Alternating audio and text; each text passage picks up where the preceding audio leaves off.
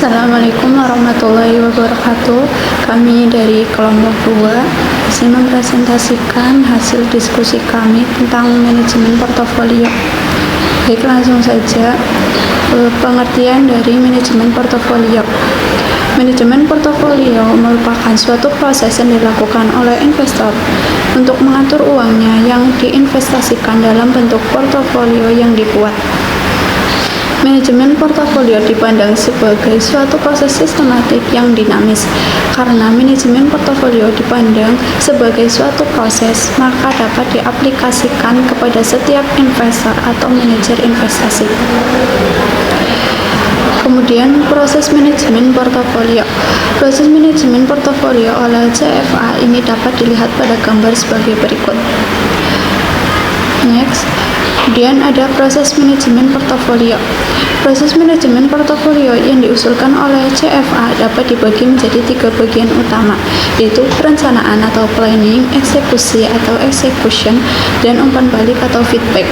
Di mana 3 tahapan ini dapat diringkas. Yang pertama yaitu perencanaan. Yang pertama yaitu melihat sasaran, batasan-batasan, dan preferensi-preferensi yang ditentukan oleh investor. Yang kedua, menetapkan kebijakan-kebijakan dan strategi-strategi pembentukan portofolio. Kemudian yang ketiga, mempertimbangkan kondisi-kondisi eksternal seperti ekonomi, sosial, politikal, dan sektor atau industri. Kemudian yang terakhir yaitu menetapkan ekspektasi pasar modal. Kemudian yang kedua ada eksekusi atau execution.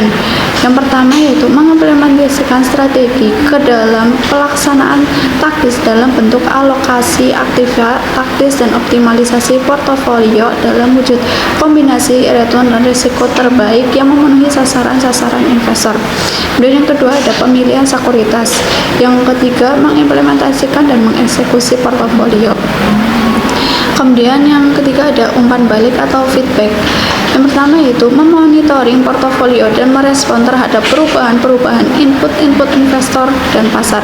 Dan yang kedua ada menyeimbangkan atau rebalancing portofolio. Yang terakhir yaitu mengevaluasi kinerja portofolio untuk meyakinkan sasaran-sasaran investor masih terpenuhi. Kemudian ada perencanaan portofolio. Perencanaan portofolio adalah tahapan awal dari proses manajemen portofolio atau planning. Tahap perencanaan ini memfokuskan pada penentuan input-input yang diperlukan untuk membentuk portofolio, di mana ada 3 input yang digunakan untuk membentuk portofolio. Yang pertama yaitu return ekspektasian individual sekuritas, atau input ini digunakan untuk membentuk return ekspektasian portofolio. Kemudian yang kedua ada varian return individual sekuritas. Kemudian yang tiga itu ada covariant return individual sekuritas, di mana varian dan covariant return individual sekuritas itu digunakan untuk membentuk varian return atau risiko portofolio. Faktor-faktor yang menentukan input-input ini berasal dari diri investor sendiri, seperti sasaran-sasaran, hambatan, dan preferensi, dan dari pasar modal, di mana dengan mempertimbangkan keadaan ekonomi, sosial, politikal, dan sektor yang relevan. Kemudian yang kedua yaitu ada sasaran-sasaran investasi investor, di mana proses manajemen portofolio dimulai dengan menentukan sasaran investasi investor. Sasaran-sasaran investasi lebih difokuskan pada pencapaian kombinasi return dan risiko yang terbaik dari sudut pandang investor. Kombinasi ini menunjukkan tukaran atau trade-off antara return yang dituntut yang dapat diterima oleh investor dengan tingkat toleransi risiko yang harus dihadapi. Berbicara mengenai tukaran atau trade-off antara return tuntutan dan toleransi risiko, tukaran ini akan berbeda untuk investor individual dengan investor institusional, di mana terdapat perbedaan-perbedaan yang cukup signifikan antara investor individual dengan investor institusional. Perbedaan tersebut akan mempengaruhi strategi portofolio mereka. Oleh karena itu, memahami perilaku kedua kelompok investor ini cukup penting dalam menentukan sasaran-sasaran investasi kedua kelompok investor ini. Kemudian investor-investor institusi dapat bermacam-macam, misalnya perusahaan reksadana atau mutual funds, dana pensiun, pensiun funds, dana sumbangan atau endowment funds, perusahaan-perusahaan asuransi jiwa atau life insurance company, perusahaan-perusahaan bukan asuransi jiwa non-life insurance company, dan bank-bank. Perbedaan-perbedaan return-nya dituntut dan toleransi risiko antara investor individual dengan bermacam-macam investor institusi dapat dilihat di tabel berikut ini. Ini merupakan perbedaan return-nya dituntut dan toleransi risiko antar investor. Kemudian ada preferensi risiko investor. Secara umum tukaran atau trade-off return-nya dituntut dan risiko yang harus dihadapi oleh investor adalah berhubungan positif, yaitu higher return higher risk dan lower return lower risk. Itu lebih tinggi return lebih tinggi risiko dan lebih rendah return lebih rendah risiko. Pertanyaannya adalah tukaran mana yang biasanya dipilih oleh investor? Apakah yang lebih tinggi return lebih tinggi risiko, atau yang lebih rendah return atau lebih rendah risiko? Mana jawabannya adalah tergantung dari preferensi risiko investornya, di mana preferensi risiko investor individual akan sangat ditentukan oleh umur dan tingkat penghasilannya. Hidup manusia yang terbatas dan tingkat penghasilannya yang berbeda akan mempengaruhi preferensi risiko investasi sepanjang siklus hidup mereka. Bisa dilihat gambar toleransi risiko dan return sesuai siklus hidup investor individu. Lalu selanjutnya, berdasarkan siklus hidup investor, tukaran return risiko umumnya mengalami perubahan sebagai berikut. Yang pertama, accumulated phase atau fase akumulasi. Jadi, di mana fase ini merupakan fase awal karir investor individual. Pada awal-awal karirnya, investor individual umumnya masih sedikit memiliki kekayaan, namun masih mempunyai jangka waktunya yang panjang untuk mengumpulkannya. Umumnya investor ini adalah investor yang masih muda umurnya, dan investor seperti ini umumnya rela dan mau menanggung risiko yang lebih besar untuk memperoleh return yang lebih besar, atau higher return higher risk. Lalu yang kedua ada consolidation phase atau fase konsolidasi, di mana fase ini adalah fase pertengahan sampai akhir karir dari investor individual. Pada fase ini, ketika pendapatan yang diperoleh oleh investor sudah melebihi pengeluaran-pengeluaran yang harus dikeluarkannya untuk menanggung hidupnya, dan mereka mulai mengakumulasi atau membuat dan mengumpulkan portofolio investasinya. Umumnya investor ini adalah investor yang sudah tidak muda lagi umurnya, dan investor seperti ini umumnya adalah investor yang memiliki preferensi risiko dan tukaran return risiko pada tingkat moderat. Lalu yang ketiga ada spending phase atau fase belanja, di mana fase ini merupakan fase akhir karir dan pensiun dari investor individual. Dan pada fase ini, biaya hidup investor sudah dapat ditutup dari investor portofolio yang telah diakumulasi sebelumnya, bukannya dari pendapatan yang diterima yang sudah mulai menurun. Jadi umumnya investor ini adalah investor yang sudah tua dan pensiun.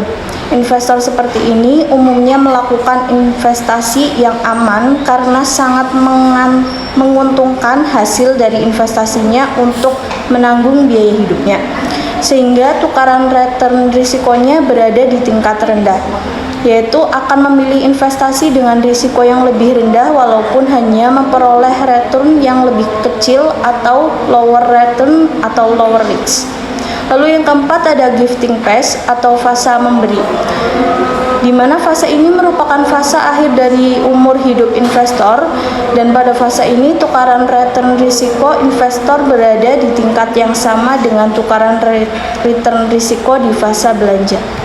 Lalu selanjutnya dari preferensi risikonya, investor dapat juga dikelompokkan dalam kelompok investor penolak risiko atau risk averse investor, investor risiko netral atau risk neutral investor, dan investor penerima risiko atau risk taker investor. Kelompok investor berdasarkan preferensi risikonya dapat juga dikelompokkan menjadi investor agresif atau agresif investor, investor moderat atau moderat investor, dan investor konservatif atau konservatif investor. Lalu bisa dilihat di sini pada tabel 18.2 yaitu kelompok investor berdasarkan preferensi risikonya. Lalu selanjutnya ada batasan-batasan investasi investor, di mana dalam pembentukan portofolio, investor pasti dihadapkan pada beberapa batasan. Batasan-batasan yang dapat terjadi adalah sebagai berikut. Yang pertama, likuiditas atau liquidity, berhubungan dengan kecepatan suatu aktiva dijual dengan harga yang wajar, di mana aktiva yang tidak liquid akan dijual dengan nilai diskon jika harus dijual dengan segera untuk menarik minat pembeli.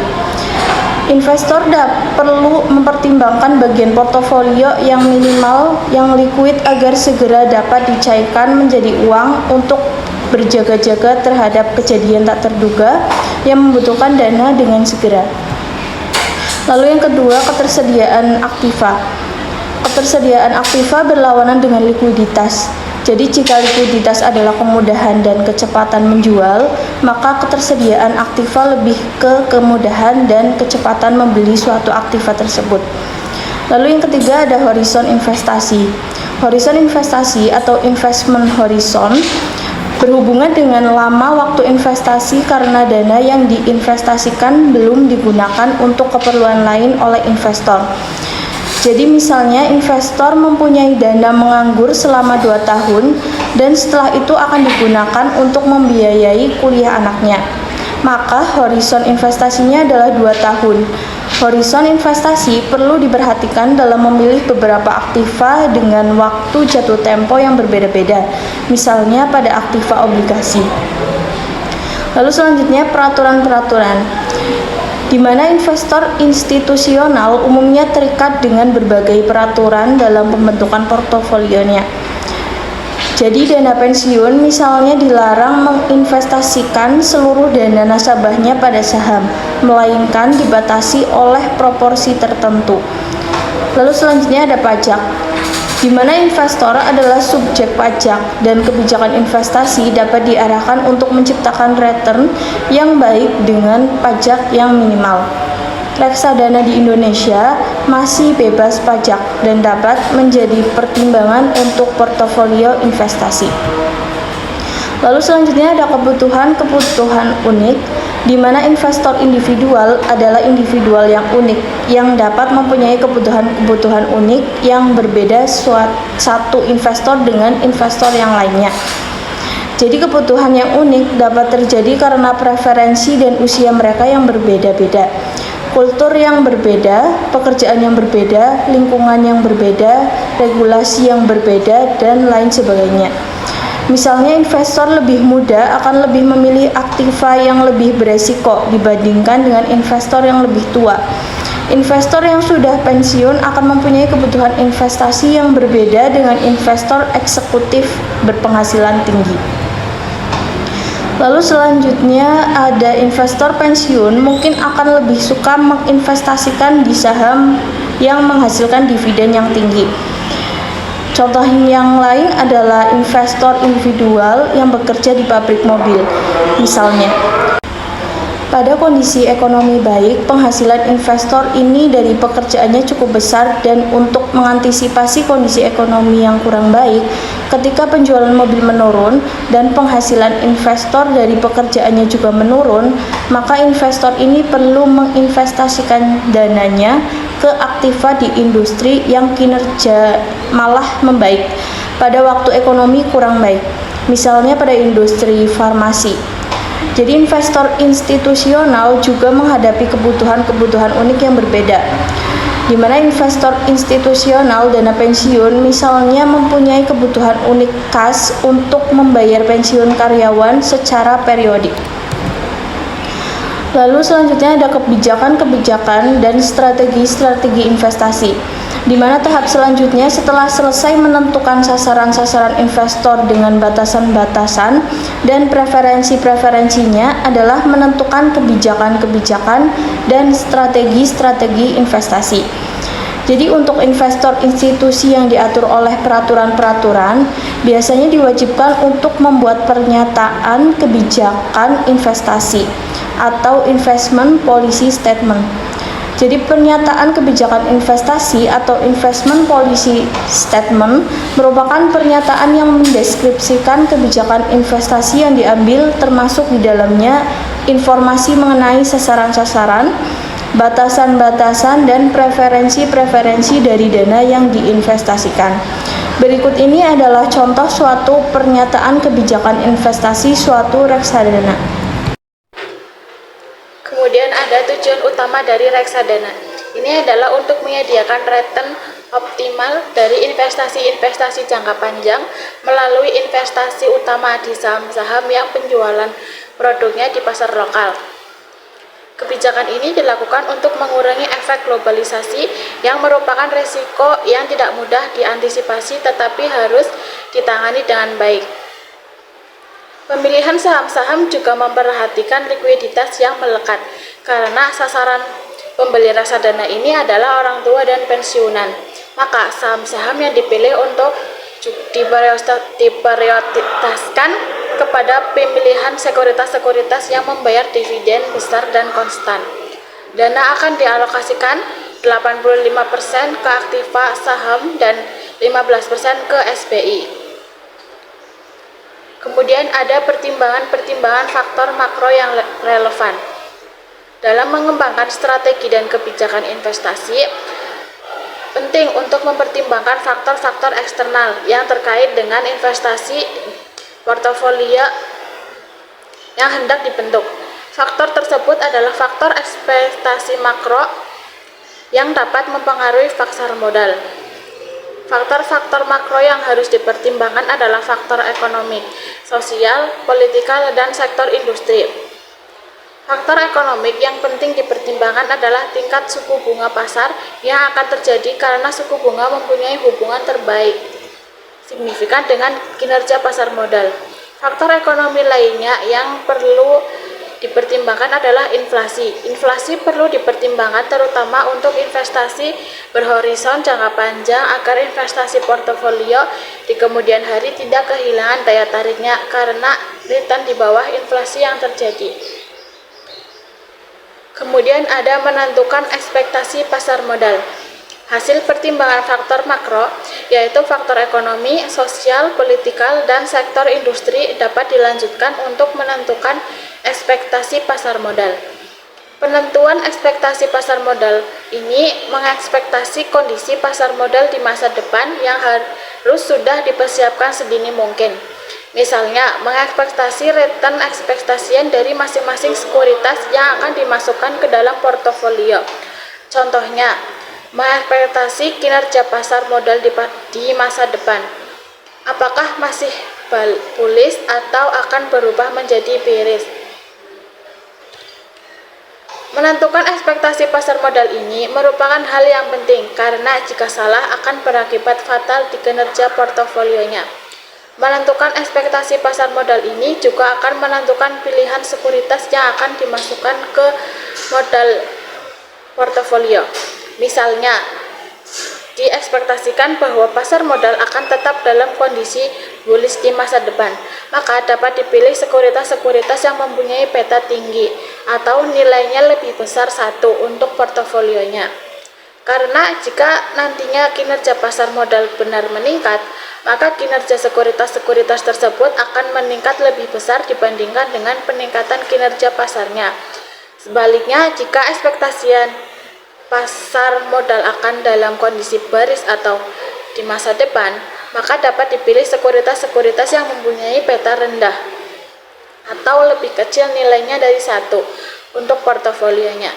Karena jika nantinya kinerja pasar modal menurun, maka kinerja sekuritas-sekuritas tersebut akan menurun lebih kecil dibandingkan dengan penurunan kinerja pasarnya. Kemudian ada eksekusi portofolio. Berdasarkan kebijakan-kebijakan dan strategi yang telah dibuat dan ekspektasi pasar modal, tahap selanjutnya adalah mengeksekusi portofolionya. Mengeksekusi portofolio berarti membuat portofolionya jika portofolio masih belum dibuat dan merevisinya di kemudian hari berdasarkan umpan balik yang diterima. Beberapa tahapan dalam mengeksekusi portofolio adalah sebagai berikut. Yang pertama ada alokasi aktiva. Alokasi aktiva terkait dengan keputusan untuk membagi dana yang ada ke beberapa jenis investasi yang dapat dimasukkan ke dalam portofolio. Alokasi aktiva akan sangat tergantung pada faktor-faktor yang telah dibahas sebelumnya. Umumnya untuk investasi keuangan, dana dialokasikan pada 3 tipe aktiva yakni saham, obligasi, dan instrumen pasar uang. Untuk investasi real dapat juga diinvestasikan ke tanah, bangunan, logam mulia, dan lainnya. Macam-macam reksadana di Indonesia juga mencerminkan alokasi aktiva tersebut. Reksadana pasar uang mengalokasikan semua dananya ke instrumen pasar uang.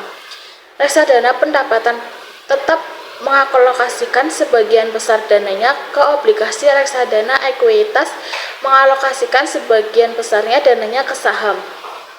Reksadana campuran mengalokasikan dananya ke obligasi dan saham. Reksadana terproteksi mengalokasikan sebagian besar dananya ke obligasi yang akan jatuh tempo. Alokasi aktiva merupakan keputusan investasi yang sangat penting, mengingat kombinasi aktiva inilah yang akan menghasilkan return dan risiko dari portofolio. Umumnya strategi alokasi aktiva didasari pada preferensi dan karakteristik investor. Pada dasarnya strategi alokasi aktiva dibagi menjadi 2, yakni ada agresif atau return dan risiko yang tinggi, dan konservatif, return dan risiko yang moderat atau rendah. Alokasi aset perlu dilakukan dan direvisi setiap saat. Untuk alokasi aktiva strategi, biasanya alokasi aktiva dilakukan setiap kali beberapa tahun. Untuk keputusan jangka panjang, untuk alokasi aktiva taktikal, alokasi aktiva dilakukan secara rutin untuk merespon kejadian-kejadian tertentu. Kemudian ada optimasi portofolio. Terkait dengan pemilihan portofolio yang dapat memberikan hasil portofolio yang terbaik. Kemudian ada implementasi dan eksekusi portofolio. Hasil dari optimasi portofolio akan didapatkan kombinasi yang optimal dari sekuritas-sekuritas yang membentuk portofolio. Kombinasi optimal ini menunjukkan macam-macam sekuritas yang harus dibeli atau dijual pendek, beserta proporsinya masing-masing. Setelah diketahui macam sekuritas dan proporsinya masing-masing, maka portofolio ini perlu diimplementasikan dan dieksekusi, yaitu membeli atau menjual pendek masing-masing sekuritas tersebut. Kemudian ada umpan balik kinerja portofolio. Proses ini membedakan antara manajemen portofolio dengan hanya sekedar membuat portofolio. Portofolio yang sudah dibuat tidak dapat hanya dibiarkan saja, karena kinerjanya dapat menurun setiap saat di masa depan. Kondisi pasar yang jelek, misalnya, akan dapat menurunkan kinerja portofolio. Oleh karena itu, kondisi pasar harus selalu dipantau untuk menjaga kinerja portofolio akan tetap optimal. Jika kinerja portofolio menjadi tidak optimal karena kondisi pasar yang berubah, maka portofolio ini perlu diseimbangkan kembali. Dalam memantau kondisi pasar, perlu memperhitungkan kondisi pasar yang terjadi, sehingga keputusan investasi dapat menyesuaikan dengan kondisi pasar. Kondisi pasar sekarang yang perlu dipantau adalah kondisi makroekonomi, inflasi, tingkat suku bunga, politik, sosial, dan keamanan. Selain itu, perubahan keadaan dan preferensi investor juga perlu dipantau. Portofolio perlu diseimbangkan untuk menyesuaikan diri dengan kondisi pasar dan lingkungan investor yang berubah-ubah. Menyeimbangkan portofolio adalah kegiatan untuk mengubah alokasi jenis aset portofolio atau komposisi sekuritas-sekuritas yang ada di portofolio untuk tetap menjaga kinerja portofolio tetap optimal. Menyeimbangkan portofolio juga memiliki biaya-biaya antara lain biaya berdagang atau cost of trading, yaitu biaya yang terjadi akibat transaksi jual beli sekuritas, antara lain ada biaya komisi, pajak, dan sebagainya. Dan biaya tidak berdagang ada cost of not trading, yaitu biaya atau kerugian yang timbul akibat penurunan nilai sekuritas-sekuritas di dalam portofolio kalau tidak dioptimalkan. Portofolio akan diseimbangkan jika sasaran-sasaran portofolio sudah tidak tercapai lagi dan biaya-biaya yang dikeluarkan untuk menyeimbangkannya lebih kecil dari peningkatan kinerjanya akibat penyeimbangan ini. Untuk mengetahui apakah sasaran investor masih tercapai, maka kinerja portofolio perlu dihitung dan diukur setiap saat dan dibandingkan dengan benchmark sasaran investor. Kinerja portofolio dapat dihitung berdasarkan return portofolionya saja, karena adanya tukaran atau trade-off antara return dan risiko. Pengukuran portofolio berdasarkan returnnya saja mungkin tidak cukup, tetapi harus dipertimbangkan keduanya, yaitu return dan risikonya. Pengukuran yang melibatkan kedua faktor ini disebut dengan return sesuaian risiko. Mengukur kinerja portofolio. Retur portofolio. Perhitungan retur portofolio dapat dihitung dengan cara yang sama dengan yang dilakukan untuk menghitung retur akibat tunggal. Kinerja portofolio yang hanya didasarkan pada returnya saja dapat dihitung dengan cara sebagai berikut ini. Next.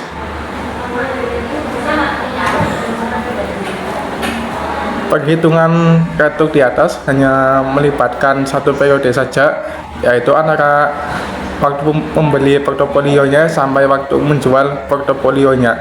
Jika investasi portofolio melibatkan beberapa periode, maka perhitungan retur rata-rata dapat dilakukan dengan cara rata-rata geometrik dan rata-rata tertimbang rupiah.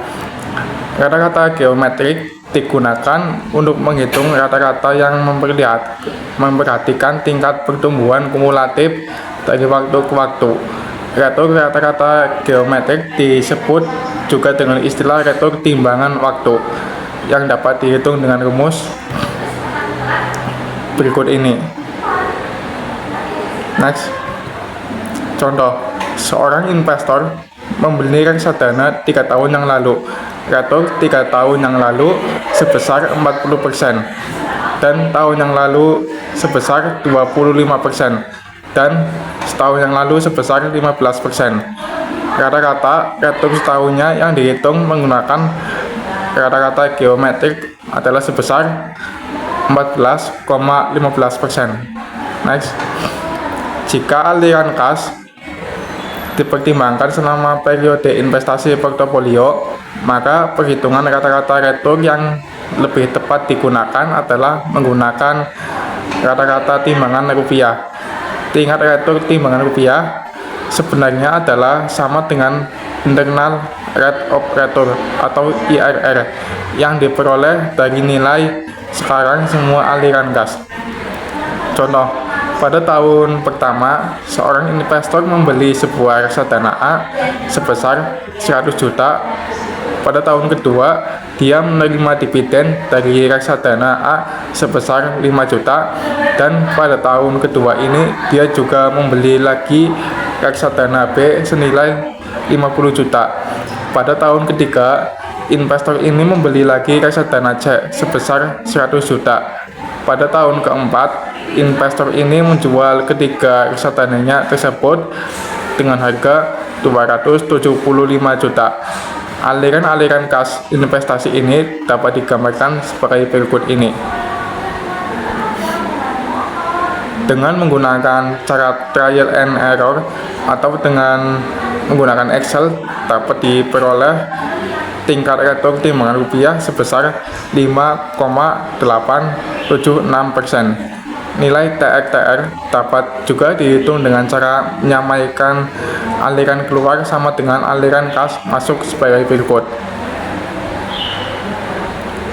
Hasil penyelesaian ini akan didapatkan nilai tingkat retur timbangan rupiah yang sama sebesar 5,876%. Next, retur sesuaian risiko. Retur yang tinggi saja belum tentu merupakan hasil investasi yang baik. Retur yang rendah juga dapat merupakan hasil investasi yang baik jika retur yang rendah ini disebabkan oleh risiko yang rendah pula. Oleh karena itu, retur yang dihitung perlu disesuaikan dengan risiko yang harus ditanggungnya. Beberapa model perhitungan retur sesuaian risiko adalah reward to variability, reward to volatility, reward to market risk, reward to diversification, Johnson alpha, M kuadrat, dan rasio informasi. Reward to variability atau Sharpe measure. Kinerja portofolio yang dihitung dengan pengukur ini dilakukan dengan membagi retur lebih dengan variabilitas retur portofolio. Next, pengukur kinerja portofolio ini disebut dengan pengukur Sharpe atau disebut juga dengan nama reward to variability yang dikenalkan oleh William F. Sharpe pada tahun 1966 sebagai berikut. Next, contoh berikut ini adalah data bulanan untuk nilai IHSG, SPI, dan NAB untuk 8 reksadana selama tahun 2007. Kinerja reksadana ini akan dihitung dengan pengukur Sharpe sebagai berikut ini. Next, kinerja reksadana ini akan diukur dengan menggunakan pengukur Sharpe. Hasil dari RPAR untuk masing-masing reksadana dapat dilihat di tabel berikut ini. Next,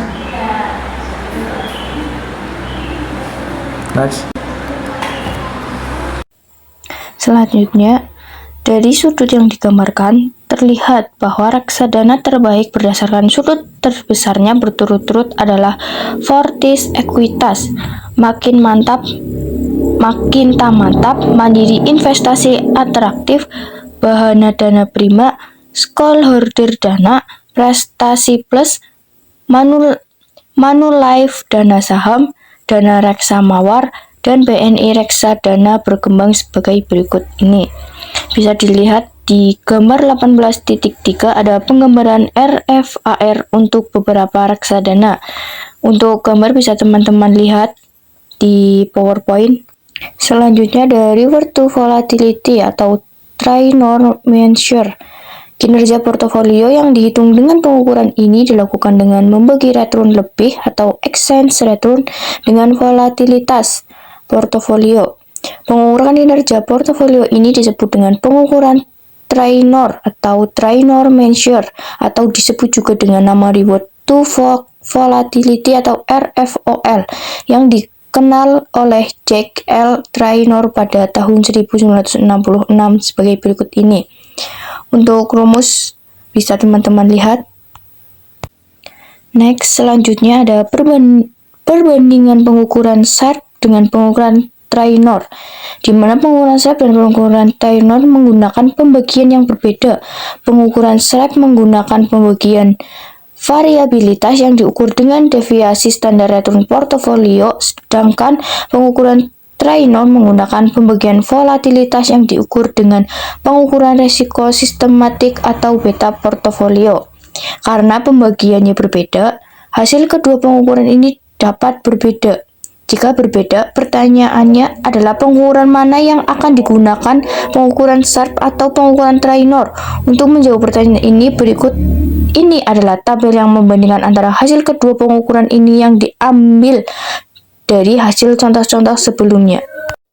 Selanjutnya di tabel 18.8 ada perbandingan kinerja pengukuran Sharpe dengan pengukuran Trinor, di mana dari hasil tabel di atas terlihat bahwa kinerja reksadana 3 besarnya cukup konsisten untuk kedua pengukuran, walaupun ranking 1 dan 2 terpindah tempat. Urutan berikutnya dari ranking 4 sampai 7 berbeda untuk kedua pengukur. Untuk ranking terakhir, kedua pengukur konsisten. Selanjutnya dari reward to market risk. Karena skala pembagian antara pengukur SARP dengan pengukur Trainor berbeda, maka hasil keduanya tidak dapat dibandingkan.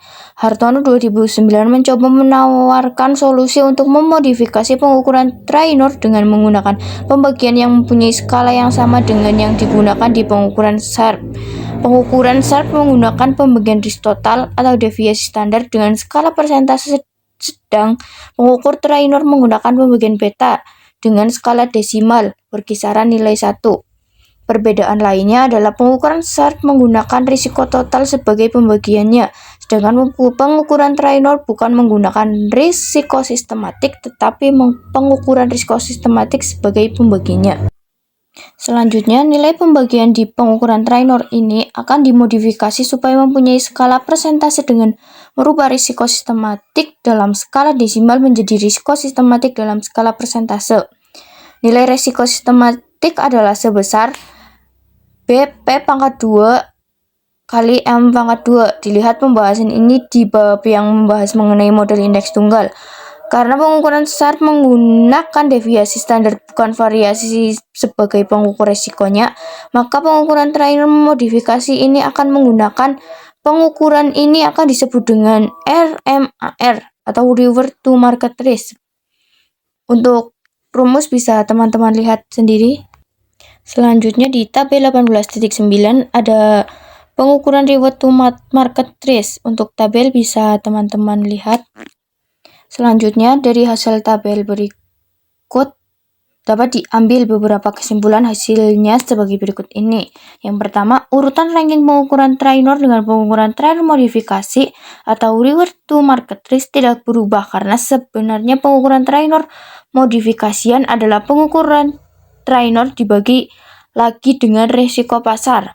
Karena semua reksadana dibagi lagi dengan risiko pasar yang sama nilainya untuk semua reksadana, maka hasil nilai yang baru hanya akan merubah nilainya tetapi tidak merubah urutan rankingnya.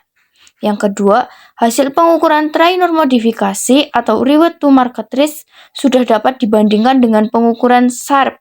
Misalnya untuk reksadana Fortis Equitas, nilai RFHR adalah sebesar 0,72826 yang tidak dapat dibandingkan dengan nilai RFOL sebesar 0,04238. Tetapi reksadana ini cukup terverifikasi dengan baik karena RMAR sebesar 0,74804 hanya lebih besar sedikit dari RFAR 0,72826. Jika reksadana ini terverifikasi sempurna, maka nilai RFAR akan sama dengan nilai RMAR yaitu sebesar 0,74804. Selanjutnya ada Revert to Deverification, di mana pengukuran Revert to Market Risk atau RMAR sebagai modifikasi dari pengukuran Trainor masih belum dapat menjelaskan seberapa besar diverifikasi yang seharusnya dicapai oleh portofolio. Hartono 2009 mencoba memberikan suatu pengukuran kinerja portofolio yang menunjukkan besarnya diverifikasi yang seharusnya dilakukan yang kenyataannya tidak dilakukan oleh portofolio. Besarnya diverifikasi yang tidak dilakukan oleh portofolio adalah sebesar resiko total yang terjadi dikurangi dengan resiko sistematiknya atau sebesar nilai ini adalah besarnya diverifikasi yang tidak mampu dilakukan oleh portofolio. Jadi semakin besar nilai, maka jadi sebesar nilainya, semakin jelek kinerja dari portofolionya. Dengan demikian, Revert to Deverification RDIV menurut Hartono 2009 dapat dirumuskan sebagai berikut ini. Selanjutnya ada rumus. Untuk rumus bisa teman-teman lihat sendiri. Berikut ada contoh dari hasil kerja reksadana yang sudah diukur dengan pengukuran sebelumnya jika diukur dengan pengukuran RDIV, Revert to Diversification. Nah, di sini ada tabel pengukuran RDIV. Bisa dilihat tabelnya. Next. Dari hasil Tabel ini menunjukkan ranking yang berubah dari hasil pengukuran cara sebelumnya. Untuk reksadana, Manulife, dana saham misalnya, hasil pengukuran SEP menghasilkan ranking 6 dan untuk pengukuran Traynor menghasilkan ranking 7. Akan tetapi, RDIV menghasilkan ranking pertama.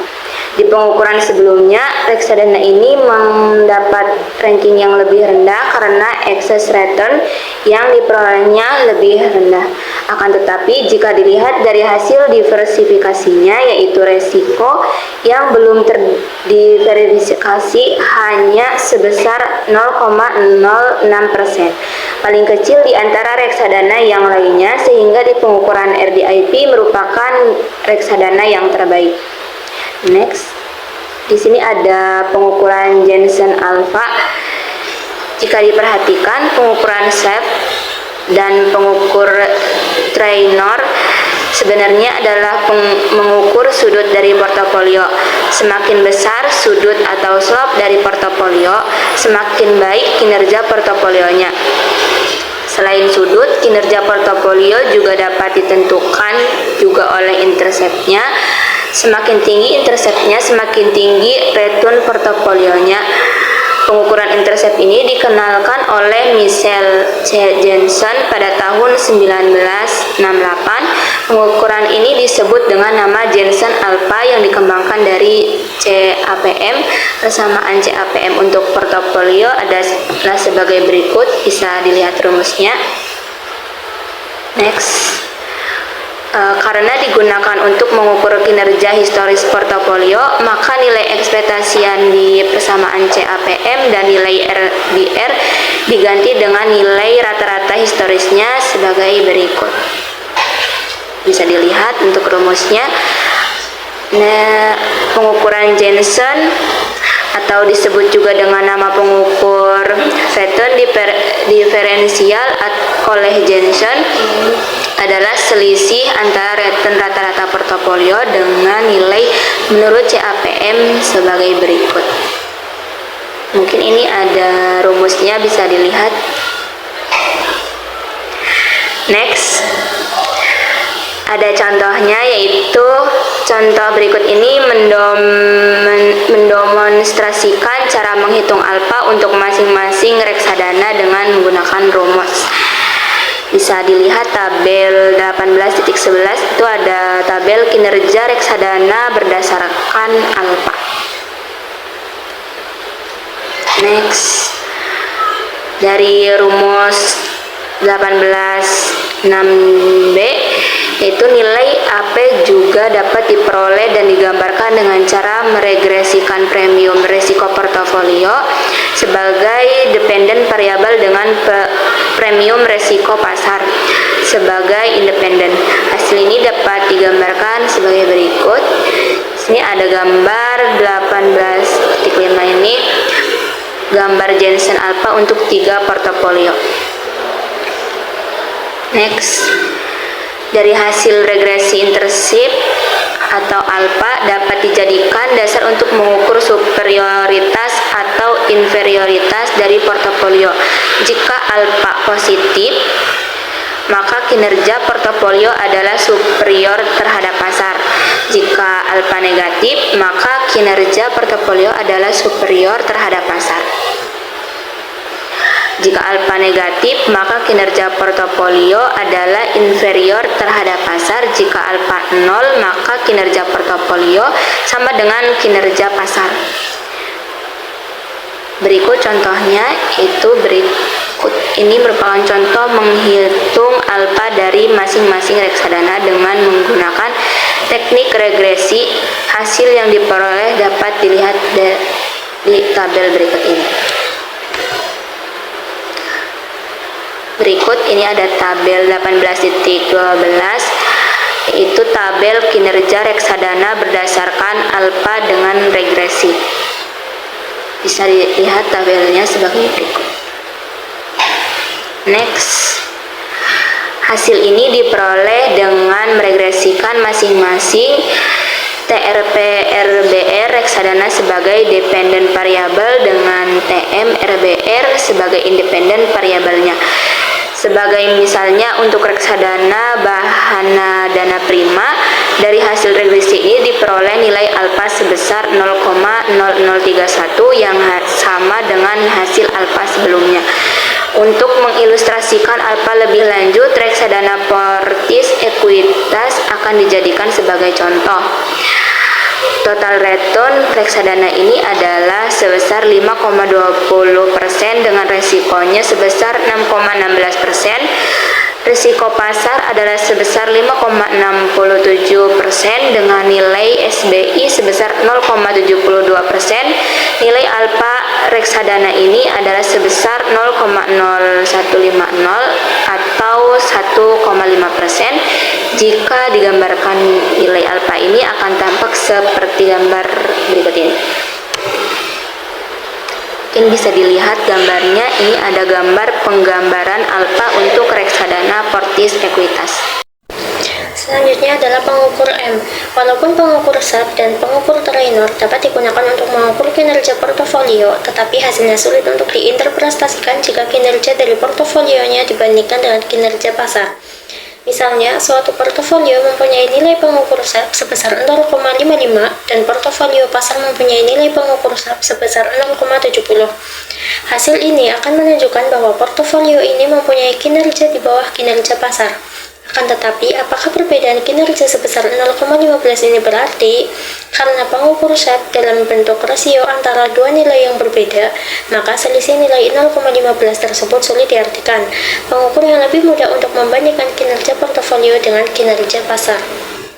Diusulkan oleh John G. Graham dan Campbell R. Harvey pada tahun 1994 dan selanjutnya lebih dipopulerkan oleh Franco Modigliani, sebelumnya adalah pemenang hadiah Nobel, dengan cucunya yang bernama Lea Modigliani, sehingga dikenal dengan nama pengukur M kuadrat. Nilai dari M kuadrat adalah sebesar bisa dilihat di foto di bawah. Karena kinerja portofolio akan dibandingkan secara langsung dengan kinerja return pasar, maka di gambar 18.7 terlihat bahwa return portofolio P atau TRP disesuaikan tingkat resikonya menjadi sama dengan tingkat resiko pasar menjadi TRP. Dari gambar di atas ini juga dapat dicari hubungan seperti yang ada pada contoh di bawah berikut. Kemudian contohnya bisa dilihat. Dengan menggunakan rumus di atas, nilai M kuadrat untuk reksadana bahana dana prima dapat dihitung dengan rumus di bawah. Untuk mengilustrasikan M kuadrat lebih lanjut, misalnya akan diambil contoh reksadana Fortis Ekuitas. Total return atau TR reksadana ini adalah sebesar 5,20% dengan resikonya sebesar 6,16%. Resiko pasar adalah sebesar 5,67% dengan nilai SPI atau RBR sebesar 0,72%. Besarnya total return reksadana ini yang resikonya disamakan dengan resiko pasar, yaitu besarnya bisa dilihat. Hasil perhitungan M kuadrat untuk reksadana Fortis Ekuitas ini jika digambarkan akan tampak sebagai berikut. Bisa dilihat pada gambar di bawah. Kemudian ada rasio informasi. Pengukur lain kinerja suatu portofolio adalah rasio informasi atau information ratio. Pengukur ini merupakan rasio antara alfa atau EPI dengan resiko unik portofolio atau resiko non-sistematik portofolio yang disebut sebagai tracking error dari industri sigma F sebagai berikut. Nilai rasio informasi ini mengukur return tidak normal per unit risiko yang dapat didiversifikasi dengan memegang portofolio indeks pasar. Contohnya, dari data di contoh di atas diketahui risiko sistematik untuk reksadana bahan dana prima adalah sebesar 6,86% dan risiko totalnya adalah sebesar 7,02%. Risiko unik portofolio sebenarnya adalah risiko total dikurangi dengan risiko sistematik. Dari hasil di contoh 18.6 diperoleh nilai alfa per portofolio untuk reksadana ini sebesar 0,0031 atau 0,31%. Nilai dari rasio informasi adalah sebesar 1,9375. Ya, terima kasih. Mungkin cukup sekian presentasi dari kelompok kami. Kurang lebihnya mohon maaf. Wassalamualaikum warahmatullahi wabarakatuh.